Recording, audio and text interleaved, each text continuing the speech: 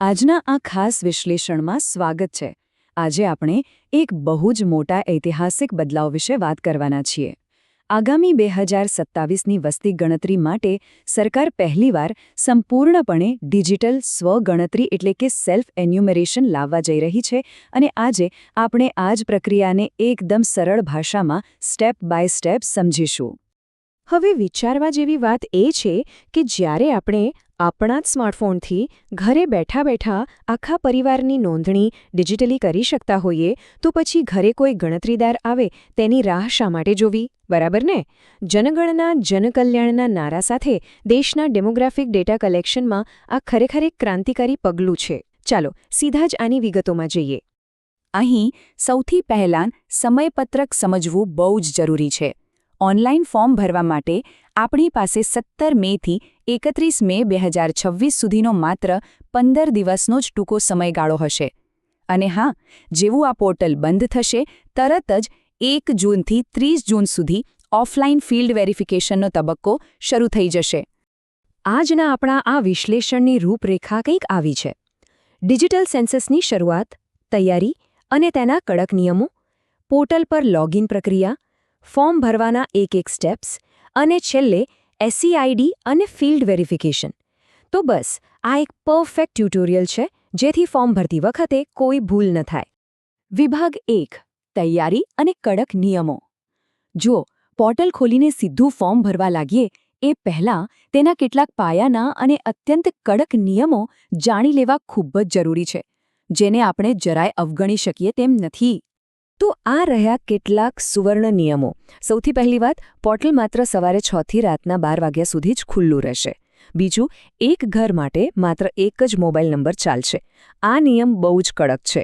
ખાસ ધ્યાન રાખજો કે કુટુંબના વડાનું નામ અને એકવાર પસંદ કરેલી ભાષા પાછળથી કોઈ પણ સંજોગોમાં બદલી શકાશે નહીં. અને હા, સુરક્ષાના કારણોસર OTP ક્યારેય કોઈની સાથે શેર ન કરવો. વિભાગ 2 6 સ્ટેપ પોર્ટલ વોકથ્રુ. હવે આપણે સીધા પોર્ટલ પર જઈએ અને જોઈએ કે આખી 15 થી 20 મિનિટની ડિજિટલ ફોર્મ ભરવાની પ્રક્રિયા ખરેખર દેખાય છે કેવી. આખી પ્રક્રિયા 6 અલગ-અલગ વિન્ડોઝમાં વહેંચાયેલી છે.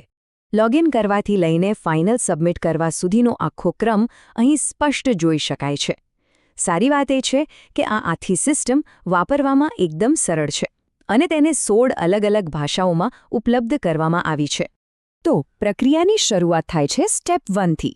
રાજ્ય પસંદ કરો. પછી કેપ્ચા કોડ બરાબર ધ્યાનથી ટાઈપ કરવાનો છે. કેપિટલ અને સ્મોલ અક્ષરોમાં ગડબડ ન થાય તેનું ખાસ ધ્યાન રાખવું.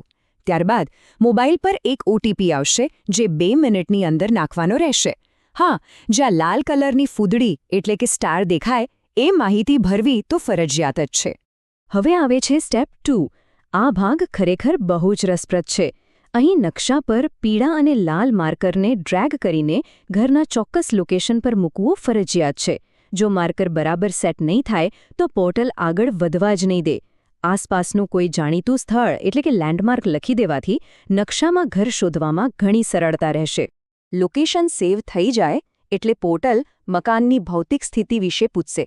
અહીં એ જણાવવાનું છે કે ઘરના ભોંયતળિયામાં, દિવાલોમાં અને છતમાં મુખ્યત્વે કઈ સામગ્રી વપરાય છે, જેમ કે ઈંટ, લાકડું, સિમેન્ટ કે માટી. અને હા, ઘરની હાલની સ્થિતિ કેવી છે તે પણ દર્શાવવાનું રહેશે. હવે સ્ટેપ 3માં સામાન્ય ડેમોગ્રાફિક માહિતી આપવાની છે. ઘરમાં કુલ કેટલા લોકો રહે છે, પરિણીત દંપતીઓ કેટલા છે, ઘરના વડાનું નામ શું છે, આ બધું અહીં લખવાનું છે. અહીં એક બહુ જ મહત્વની બાબત પર ખાસ ભાર મૂકવામાં આવ્યો છે કે SC, ST કે અન્ય કેટેગરીની પસંદગી માત્ર ને માત્ર કેન્દ્ર સરકારના લિસ્ટ મુજબ જ કરવાની છે, રાજ્ય સરકારના લિસ્ટ મુજબ નહીં. ચોથી વિન્ડોમાં રોજબરોજની સુવિધાઓને લગતી વિગતો માંગવામાં આવશે. પીવાનું પાણી ક્યાંથી આવે છે અને કેટલું દૂર છે?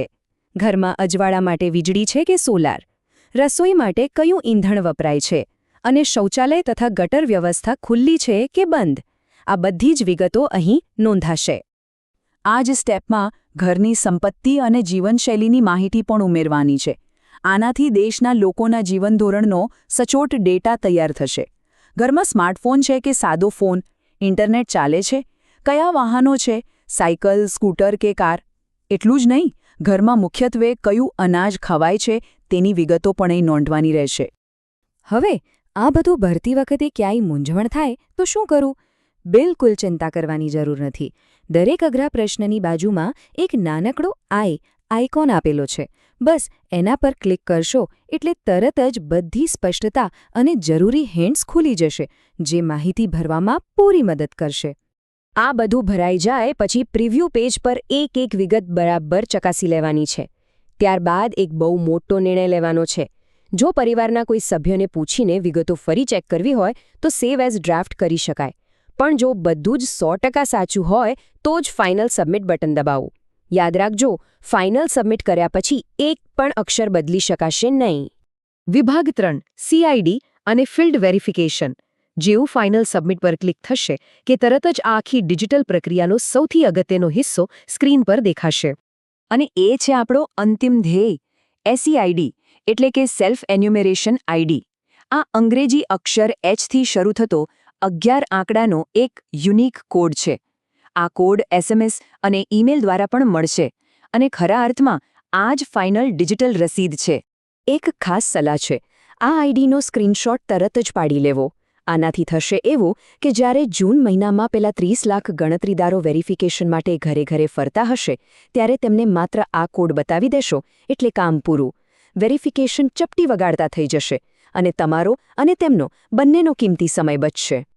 છતાં પણ જો આ આખી પ્રક્રિયા દરમિયાન ક્યાંય પણ ટેકનિકલ મુશ્કેલી પડે અથવા કોઈ પ્રશ્ન ઊભો થાય તો સરકારે એક સત્તાવાર ટોલ ફ્રી હેલ્પલાઇન નંબર 1855 શરૂ કર્યો છે, જ્યાંથી સીધું માર્ગદર્શન મેળવી શકાશે. તો છેલ્લે એટલું જ કહેવું છે કે આ ડિજિટલ પોર્ટલનો ઉપયોગ માત્ર લાંબી લાઇનોમાંથી બચવા પૂરતો મર્યાદિત નથી. આ માત્ર 15 મિનિટની વાત છે, પણ આ 15 મિનિટ આવનારા આખા દાયકા માટે દેશના વિકાસ અને સંસાધનોની વહેંચણીને યોગ્ય દિશા આપવામાં સીધો અને મોટો ફાળો આપશે. તો શું આ મહત્વપૂર્ણ રાષ્ટ્રીય કાર્યમાં આપણે સૌએ પૂરા ઉત્સાહથી ન જોડાવવું જોઈએ? જરૂરથી જોડાવવું જોઈએ.